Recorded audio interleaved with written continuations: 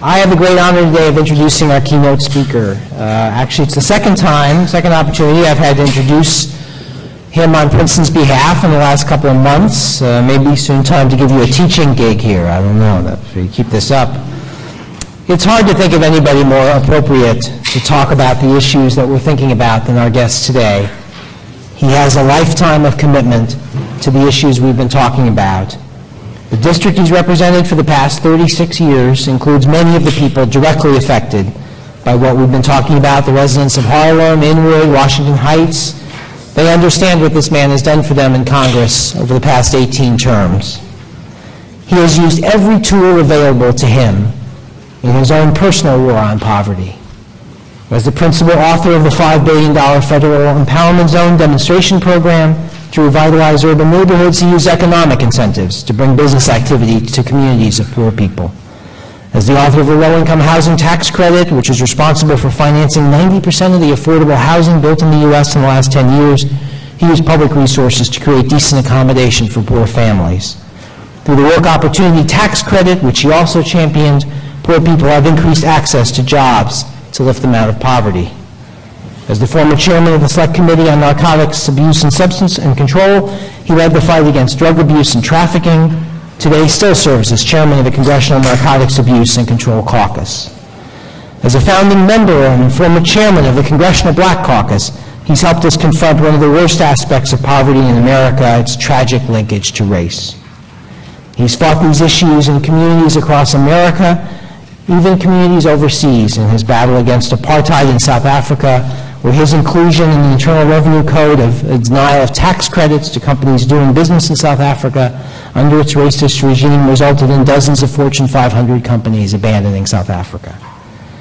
It is a lifetime of commitment to the causes of social justice, one that started with a real battle when he earned his Purple Heart and Bronze Star for his country and continues to this day.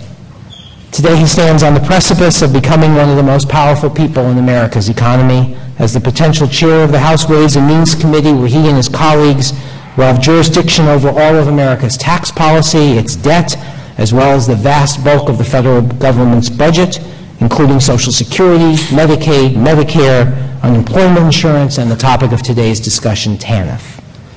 So please join me in welcoming the ranking member of the House Committee on Ways and Means, the chairman of the board of the Democratic Congressional Campaign Committee, the dean of the New York State Congressional Delegation, the representative of the 15th Congressional District of New York, Harlem Zone, Charles Rangel.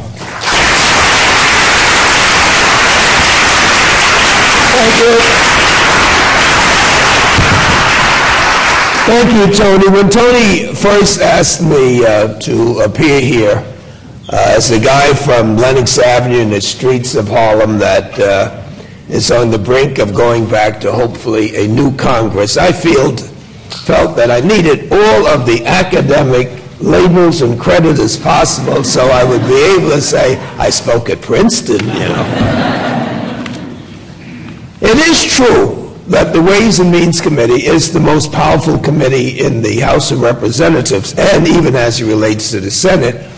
All revenue-raising tax issues by the constitutions has to be initiated in the House and therefore the Ways and Means Committee.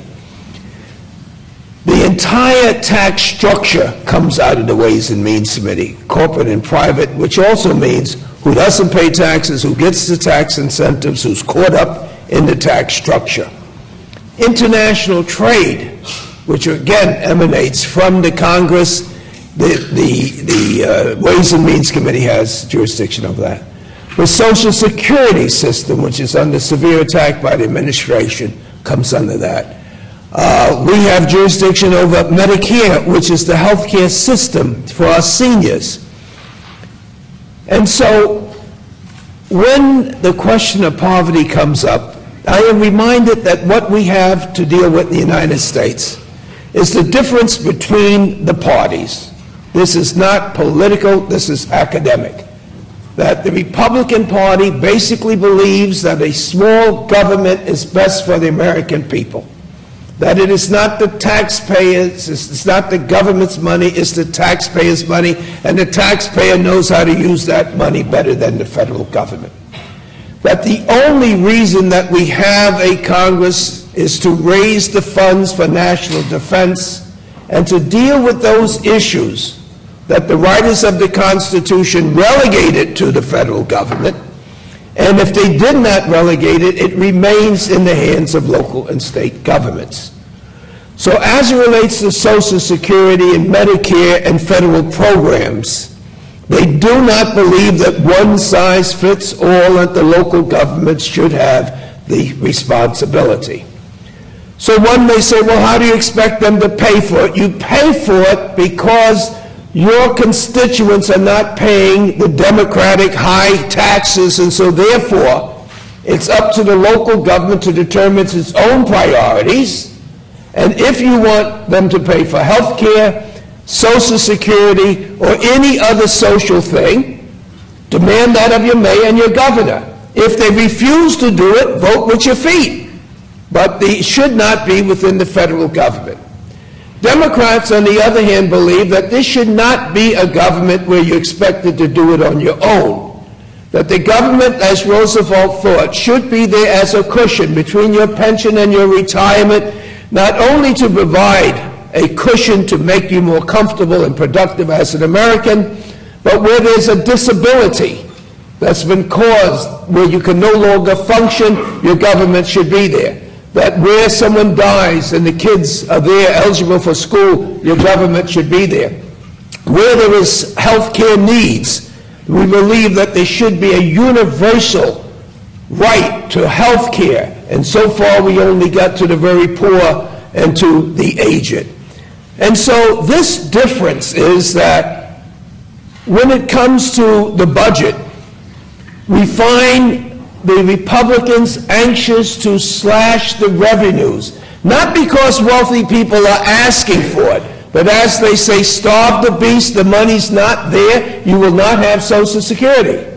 You will not have Medicaid and Medicare. Well, how do you make the transfer? You make the transfer as a Republican by taking the taxpayers' money, transferring the incentives to the health maintenance units, transferring it to what the president would have to call private accounts, and at the end of the day, the federal government cannot compete with the already subsidized private sector. And once you destroy the Social Security system by private accounts, or Medicare by health savings accounts, or the prescription drugs programs in Medicare by the prescription companies running the programs, then it's all over, and it would take decades to restore this again, because it then would mean a dramatic and unpopular responsibility of increasing it.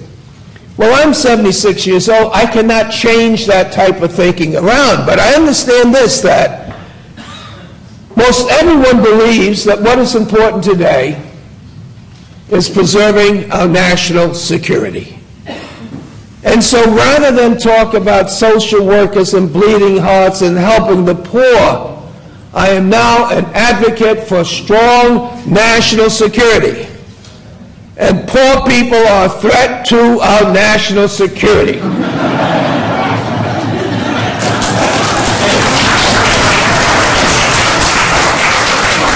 Poor people are uneducated people. Poor people don't have access to take care of themselves. Poor people get sick earlier. Poor people get in trouble earlier. Poor people are not competitive. Poor people are costing us billions of dollars. Being in our jails, eating, getting health care, producing absolutely nothing. Poor people, young people, are not even eligible to volunteer to fight in wars because of their health problems, their criminal problems, and their inability to understand the technology that's necessary to kill people, innocent though they may be, for this country. And if you are indeed the CEO of a multinational, we have to determine while that flag is waving whether or not your fiduciary responsibility is to your shareholder, which we know is true, and where does the flag and patriotism begin? And if your obligation that you believe is to get the best product for the least price abroad at the expense of American workers and jobs in the United States, then the question has to be, is America doing all that it can to make certain that your firm is being subsidized by the federal government by making certain that every one of your workers has health insurance and every one of your workers has received the best possible education to make certain that we can compete with those people that you try to make a dollar of. To me, it seems as though that you can be a patriot and truly believe that if you saw what happened in Katrina, it really wasn't a question of whether God was racist and identified black. It was poverty that put so many black folks on the death line with so many poor, uneducated white folks. And so while we politicians oftentimes talk about it's a question of life and death, in Katrina, poverty was the question of life and death.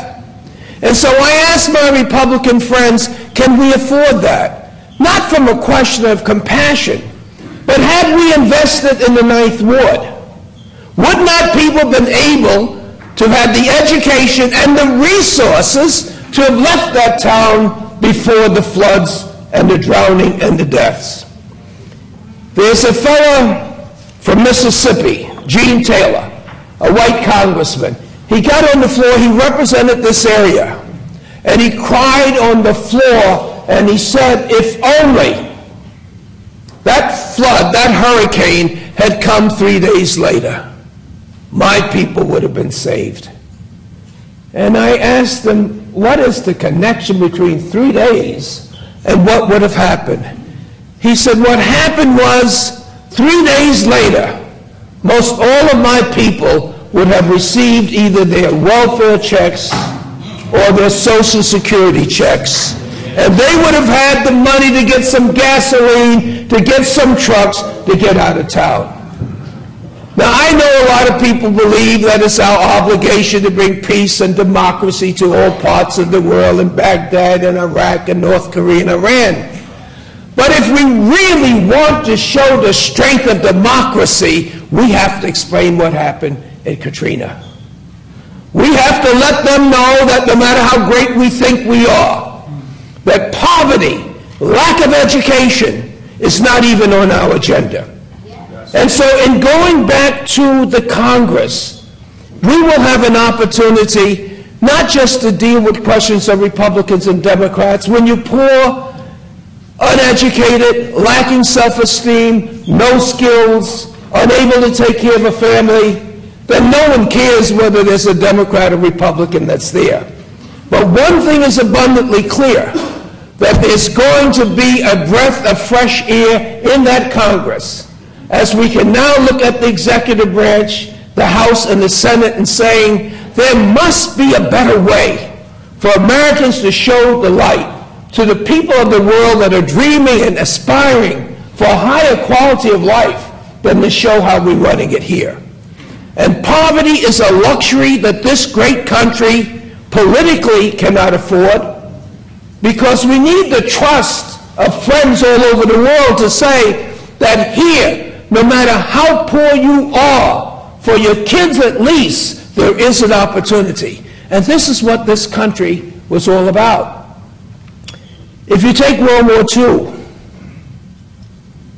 and take the GI Bill and see how people who were discharged were able to pick up their lives, and for most people were able to dream, not who they were, not who their family was, but what they hoped they could be. And you gave them education, because most of them went into the Army, did not have means. And if they got married and had children, they would have been entering poverty, as so many of the wives were unable to go to school as they took care of the family, while their husbands took care of the GI Bill. To be able to get, with no money, a mortgage to get a house. And what happened out of this? Was this just good government? It was better than that, because it developed the middle class of America. It took people out of poverty. It had their children to be able to become all that they could be. And it was that bridge that allowed us to create the greatness of America, which should be the objective of all developing countries, to have that middle class. And what do we have today? A squeezing even with the tax structure of the middle class. The inability for so many people who work every day to have health care. The inability for them to deal with the gas prices, the mortgage prices, and to know that children that should have been out on their own cannot afford their own home.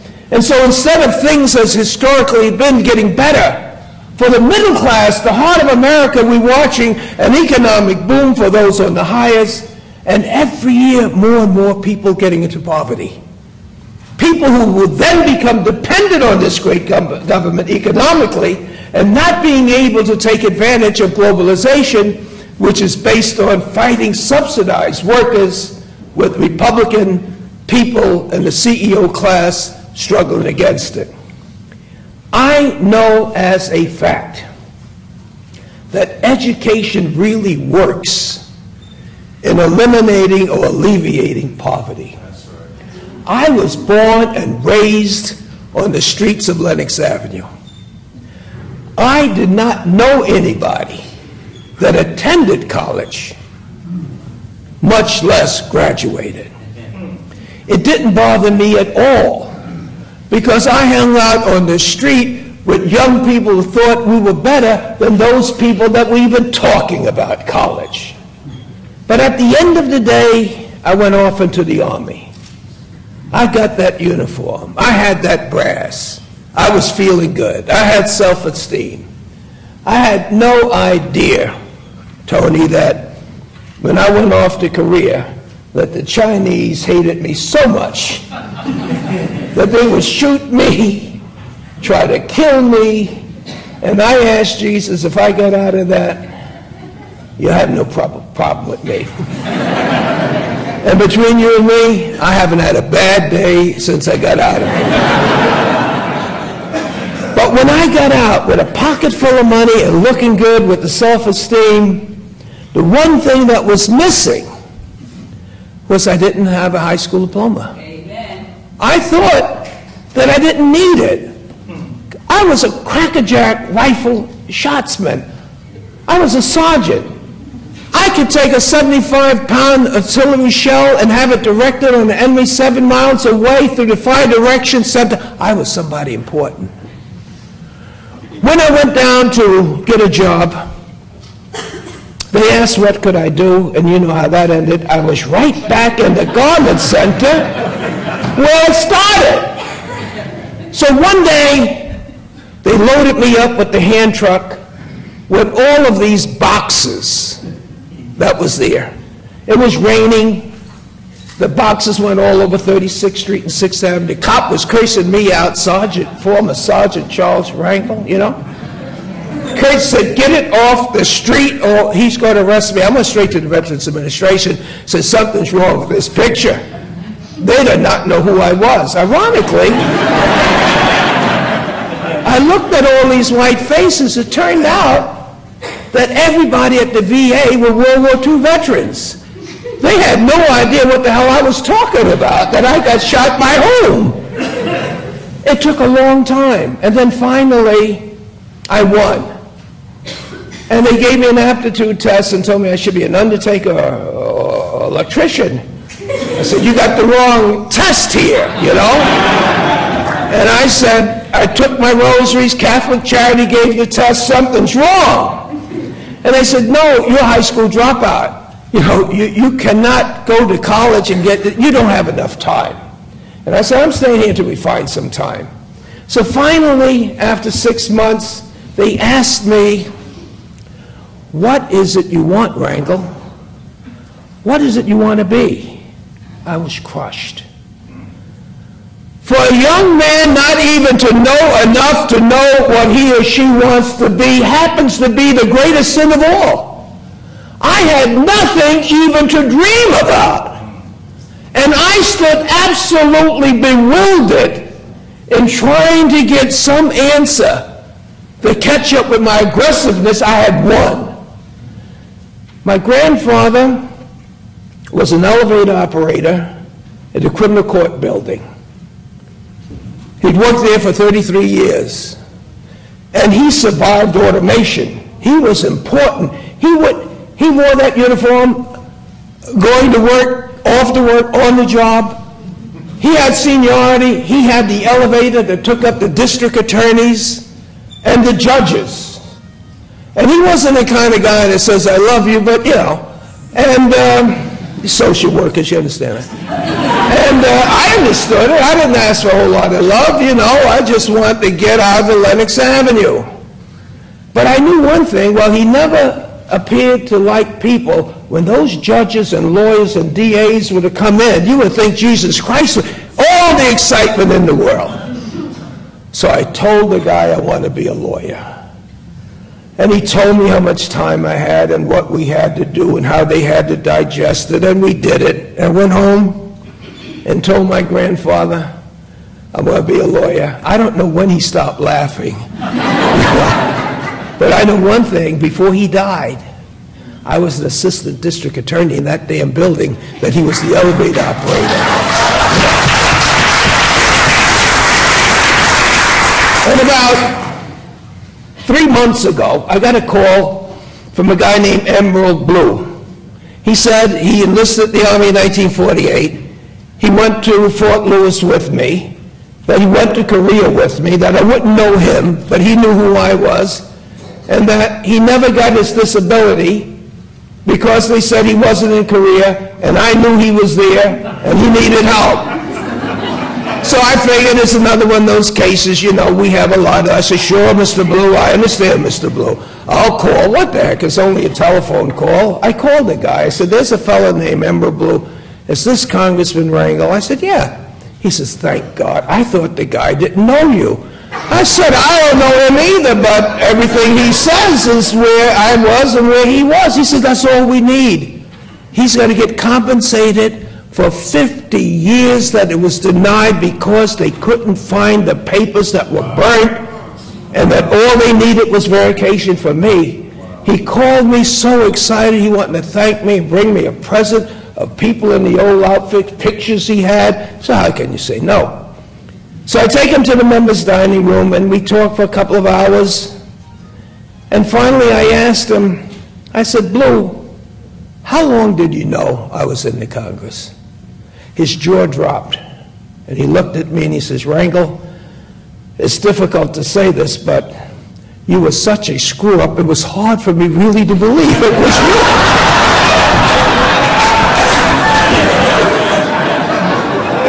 And I was taken back, and I said, I can understand that. Why am I telling you these stories? I knew what I wasn't when I went into the Army. I knew what I didn't know when I went out of school. But the difference was, not only with me, but every guy on the block I was raised with, is having access to an education.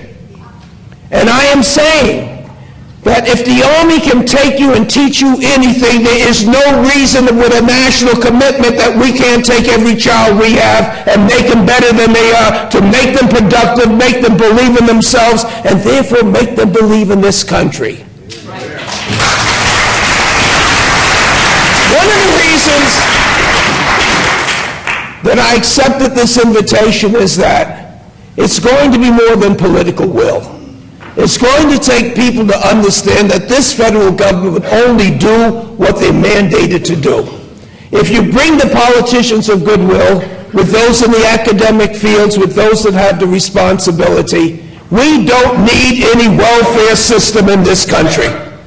If we say that every child and every family and every community is going to have the opportunity, the only people that can fail are those that have mental or physical disadvantage, and with goodwill, they don't have to fail. If we can tell all the developing countries that you don't have to read our Constitution, but see what we do with our people, see what they're able to do for themselves, their community, and their country, you don't need a constitutional government, you need a government that cares. And so, as chairman of Ways and Means Committee, someone would say, well, exactly what can you do? And I'm saying that if you're looking for an economic incentive If you're looking for a tax credit, you have to tell me, what are you doing to help get people out of poverty, to help to prevent them from getting in poverty? Do you have an educational program? Do you advocate that Americans should be as healthy as they can be? Do you advocate that education should not be something that children pay for? They should get it and pay back for the fact that we gave it to them by being more productive. This could truly be in our lives a revolutionary period, because some of you may have heard that I'm an advocate for the draft. But being an advocate for the draft means that I'm an advocate that just being poor and unemployable and hopeless should not make you the only people that are being placed in harm's way. It is immoral for a president to have an elective war knowing that nobody in his administration, in his cabinet, in the Pentagon, not only have they never served, they will never have to go to a funeral of anybody, they will never know anybody that have died. And if you want to believe that our men and women are not patriotic when they get overseas, that's not so. But the difference between them and me is I go to the funerals as a representative of the federal government to determine whether or not our nation should be involved in war or not. But unlike Sergeant Rangel, I don't salute the commander-in-chief because he's only an equal branch of government. But when those youngsters are trained, they don't have a political choice. They have to do what they're told, and they are the courageous among us. But why don't we find the patriots throughout America? If a war means that our nation is endangered, then everybody, I should be, my grandson should be, my son should be saying, I want to make some type of sacrifice to protect the country that's been good to me. But if the war means that they are excluded, except at times when they're going to be offered money, and so once it was 10, now it's 20, it's up to $40,000, which is a bonus for youngsters getting in. Rich kids don't need $40,000, 30 or 20. And the whole idea is that if we really believed that we were going to war and we were going to lose those in our community and family, we'll think twice about whether or not Saddam Hussein is a threat to the United States of America. We would not make the mistake that there was no weapons of mass destruction, no connection with Al-Qaeda, no connection with 9/11. We would not be rattling swords at North Korea. We would not be prepared to put the military option on the table in Iran. And when it reaches the point that our country's endangered, everybody should do something instead of just giving tax cuts to the rich. But if you're poor, what options do you have? What political strength do you have? And just as in 1948, September the 15th, the Army was the best employment officer that I had, believe me, in rural United States and in the city, poverty drives the number of people that are driven into the military, and that is immoral and unpatriotic. And so what I'm asking is this. Let us try to get and develop, because it has to start somewhere. The civil rights, the racism, the lynchings that are taking place in this country in the 20s and 30s, with the priests, the ministers, and the rabbis closing their eyes to it. One day a woman was sitting in the back of the bus. She said, enough, I'm not moving.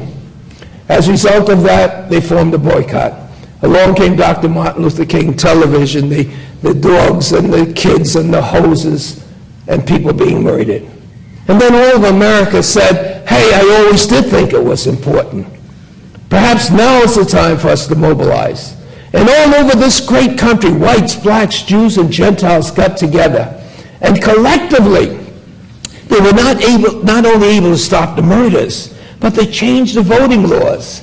So that even though I marched with them and never even thought that I could ever become a public servant, in the Congress I joined 9 blacks, made 13 blacks. Today there's 42 blacks. We got a black in the Senate. We got 20 blacks, Hispanics, 20 Hispanics. In other words, this revolution took place. And people have to ask themselves, what were they doing before the revolution? And I'm suggesting to you, the period of time that we're living through today is one of the most dangerous times that our country has ever faced. We're going involved in a war that has no end. And the people that are suffering are those that are poor. Not one person here could even make up what victory looks like. If I told the president tomorrow that Jesus told me the enemy wants to surrender, he would have no clue as to who to go to sign the papers. You know, we don't know. We're involved in a mess, and the only question is, can we admit it and get the heck on out? There are opportunities for change here, not only for peace and war, but for poverty, lack of health care, lack of jobs, lack of self-esteem, and lack of the stuff that makes America so proud of themselves. We should never feel ashamed with any foreigner for who we are, for what we're not doing. We should be so proud that the rest of the countries would say, I only wish that my country could be like yours. We have that opportunity, and you are the ones that are on the ground, and we need you not only in the academic classes or dealing with your clients, but we need you at the polls, because voting is just as much as a part of being an American as anything else you can think of. And if at the end of the day, things remain the same, and you did your part, at least you can explain that you love this country and all of its people, and you lost. Because losing isn't the worst thing. Lack of participation is. And if we lose, and I don't even see how Democrats can screw this one up, but if we lose,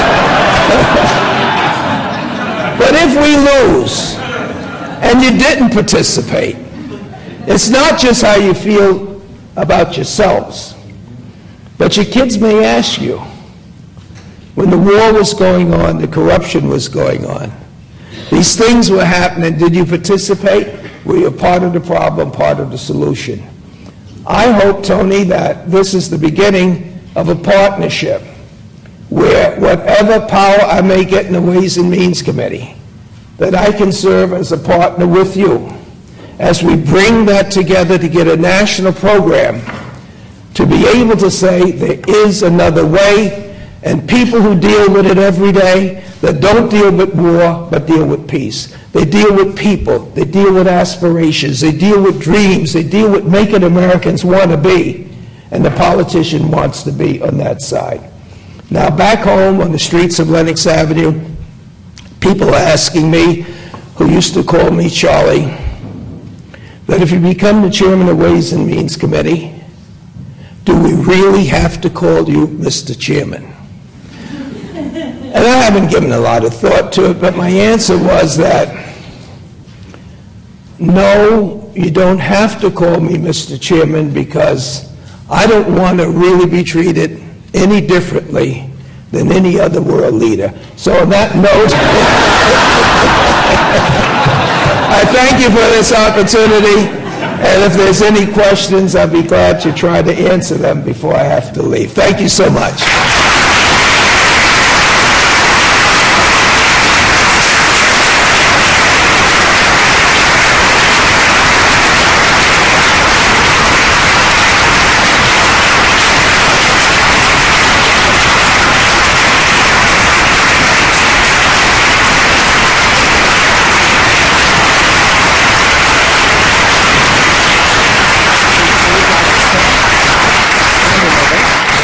I'm going to have to take you back to Washington with me. Are there questions? Yes, sir. My name is Peter Wise. I work at the Trenton Area Soup Kitchen and TANF, where our meal count is going ever higher each year. And I guess one of the things that this forum raises in my mind is there is a societal need not to have a permanent underclass. We have a general societal need not to have ever-increasing poverty. But how does society work their need? Where is the intersection between public policy, some policy form, and the work of the nonprofits such as the Rescue Mission, the Soup Kitchen, etc.? Because it seems to me the government, my impression is devolving and delegating that responsibility, that societal responsibility, the nonprofit sector. Yes. And the last thing on that is that nonprofit sector really started about 30 years ago and has been exploding ever since. So the nonprofit sector has a demographic capacity problem. A lot of those founders, those people who started and are heading it up, are now going to be moving off stage. The data says in the next 5 years, 70% of all executive directors will not be doing that anymore. They will have age out of the system. So I guess the question comes down to how do we define the intersection, the role of the government, the role of policy, versus the role of these nonprofits who are in the front lines trying to serve the needs of the poor? That's a rough question because I think that government definitely should be in partnership with those who know how to do the job better. Saying not-for-profit, however, is a generic term, and it doesn't mean that just because you're not-for-profit that you're good. Because when I had hopes of retiring, I wanted to run a not-for-profit because there's a whole lot of profit in not-for-profits. So we have to find out whether it's faith-based or not, what is the ability to perform? Now, not-for-profit means that the government is not going to tax you, which means that no matter how much money you raise, there's not going to be a tax because we want you to do good. And we believe that you are doing good. If it reaches the point that you're not producing, then you lose your 501c3, and that's not a penalty, it means you're taxed like anyone else raising money. So I can't deal with good government and bad government any more than good not-for-profits. As a matter of fact, I used to be an altar boy, and the cardinal was trying to get me to come back to the church. And I had to tell the cardinal that I'm going to try to do enough good work so when I get up there with St. Peter, I don't need any priests around me to help because I'm going to try to do this thing alone. And if the not-for-profits and the churches, without violating the anti-political roles they had, were more vocal on the issues that we're talking about here, as they are about same-sex marriage and abortion and the things that's important to them, what a thunderous sound that would be, you know? And I don't bother anybody. And, you know, I go into my church and they got to say that I'm a murderer. I can handle that because on taxes, we deal with tax exemption for churches. We may have to review that. We may have to review it to find out, just because you call yourself a church, a synagogue, a mosque, what does it mean? So we can't say not-for-profit, but what we can say is that voting and talking about the importance of voting is just as important as being tax exempt, I would think. So I would say we have to be vocal. I have to find out, what do you do? And I get a 2-year contract. Church gets ones eternally. So I think it's a good question, but the answer I think you have in your hands as to what are you so proud, I mean, not you. What are the not-for-profits so proud of what they do? And if you're so proud of it, what are you doing to keep up your good work? It would seem to me that with the difference that you have in philosophies in your government, our government, that you could at least express that without telling people what to do. Is there sufficient difference between the parties? I think so. And if you like the way things are, you got to say that too. I'll just take your name. Congressman Rangel, listening to a syndicated radio show lately, I heard that the spiritually based money that President Bush has been promising churches has only reached 2.6% of the churches in the United States. How come? What's going on? Why is the money getting down to the churches as promised so that churches could take care of the poor? Holy mackerel, I first have to make the assumption that the churches take care of the poor. I first would have to make an assumption that the cathedrals and the synagogues and the mosques are taking care of the poor. Wouldn't I? Well, is that so? I mean, I go into the cathedrals, the golden challenges, the stained glass windows, and if taking care of the poor is to tell them to pray harder and God's going to take care of them, and they give them 10% or whatever pay they got, and to burn the mortgage, if that's taking care of the poor, that's spiritually. But economically, what are the churches doing? I mean, I'm not saying that you should tax them for spreading the faith. I think that's good. But just saying that you're going to support the president and you have an application and need some money, because I see the pictures on television of those people that are receiving the money. Some are running for public office in the Republican Party. I mean, I know who they are. But you shouldn't have to be a Republican to believe that you can service the poor. I don't believe that churches can't do. Who said something about the soup? Right? Hey, come on, that's good work. Providing for the homeless, giving training, giving shelter. If every church was to take in one homeless person, we wouldn't have anybody homeless in the whole country. You know, if you were to take a drunk and bring him in, sew him up, wash him up, give him some clothes, tell him that he has to take care of the church, make him somebody, bring in his wife and kids and say, we need a little help with this guy, that's the best job program you can have. Of course, in my community, most of the ministers don't live in a community, which, you know, I don't believe it should be a residential requirement, but these things happen. So there's no implication that being a minister, a church, or a politician that necessarily helping people. Catholic Charities does a great job. Jewish Council Against Poverty, the Protestant Council Against Poverty, they get funded big dollars and they do good work. What church do you belong? Black church here in Trenton, Union Baptist. You know, the money isn't getting the people for Katrina. The money isn't getting to the churches, regardless of what churches can do for the communities. But you have to understand that. Red tape is... No, it's not red tape. It's that being a church doesn't mean that you're a proper applicant for federal funds. I mean, it doesn't follow. The president talks a lot about it, so I can see how you would think it. But it doesn't really work. It really doesn't work that once you're ordained and you open up a storefront, you say, where's my check? No matter what good work you're doing, it doesn't work that way. Even established organizations that have been doing it for decades can't get federal recognition.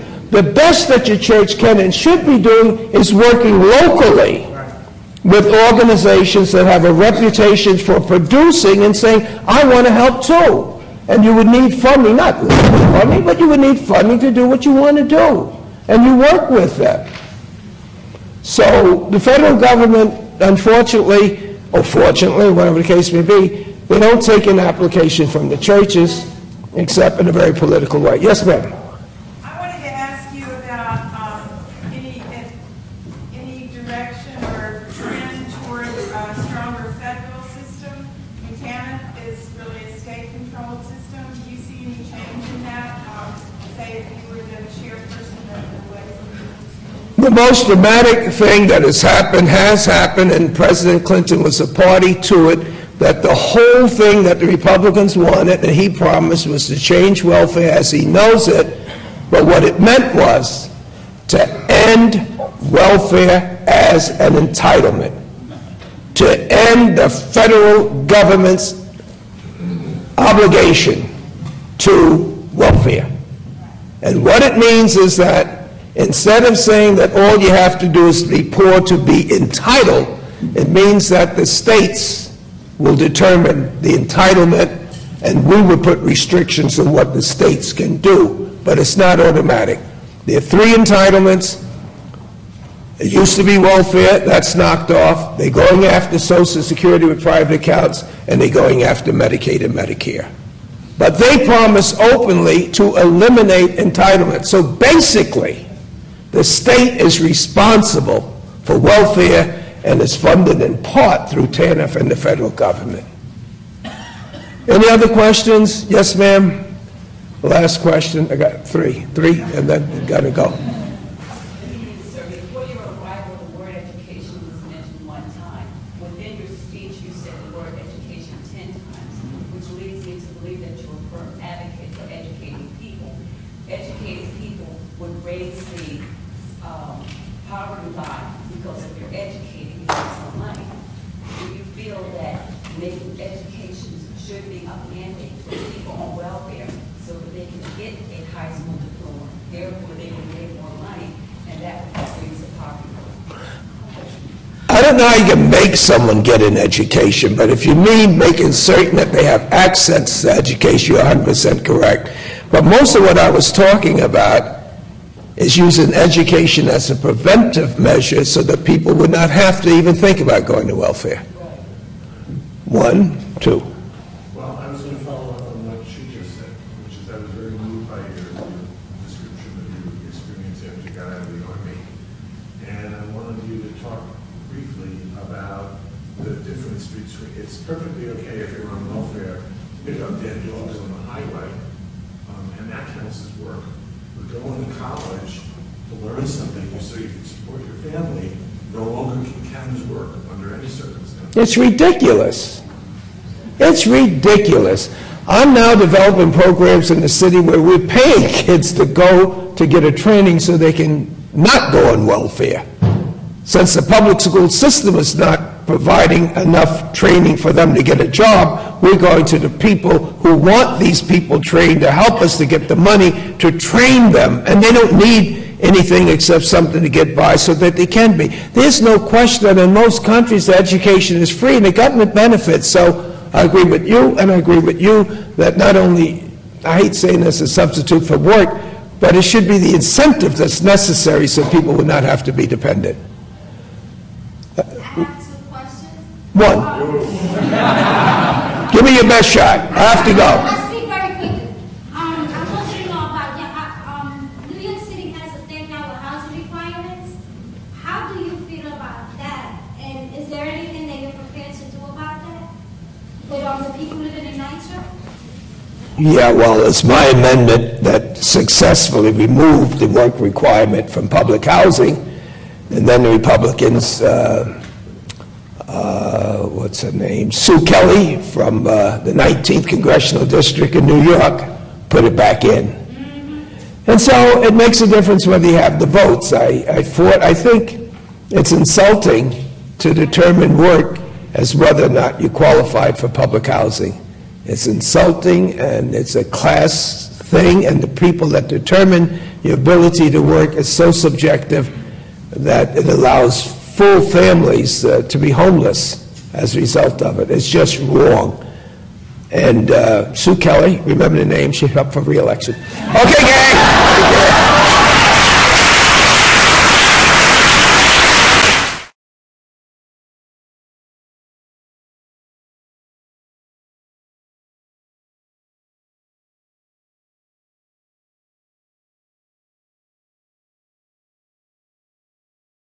Thank you.